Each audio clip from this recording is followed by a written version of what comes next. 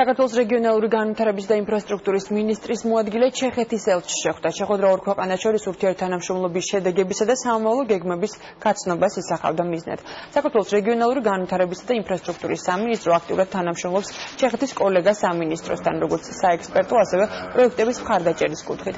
ჩეხეთის ელჩმა კმაყოფილება გამოხატა ორი ქვეყნის შესაბამის უწყებებს შორის არსებული წარმატებული თანამშრომლობის გამო და მზადყოფნა გამოთქვა სამინისტროსთან სხვადასხვა სფეროში სამომავლო თანამშრომლობასთან დაკავშირებით.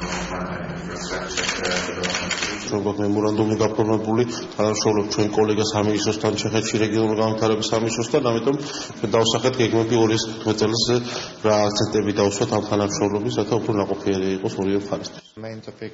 დისკუსიის მთავარი თემა ორ ქვეყანას შორის ურთიერთთანამშრომლობის გაღრმავება იყო. ჩვენ მხარს ვუჭერთ სამინისტრო საქმიანობას რეგიონული განვითარებისა და ინფრასტრუქტურის მიმართულებით და ვაცნობიერებთ თუ რამდენი რამაა გასაკეთებელი ამ სფეროში. ბოლო წელიწადში ჩვენმა ქვეყანამ რეგიონულ განვითარებაში დიდი გამოცდილება დააგროვა. ახლა გვსურს ეს გამოცდილება საქართველოსაც გაუზიაროთ.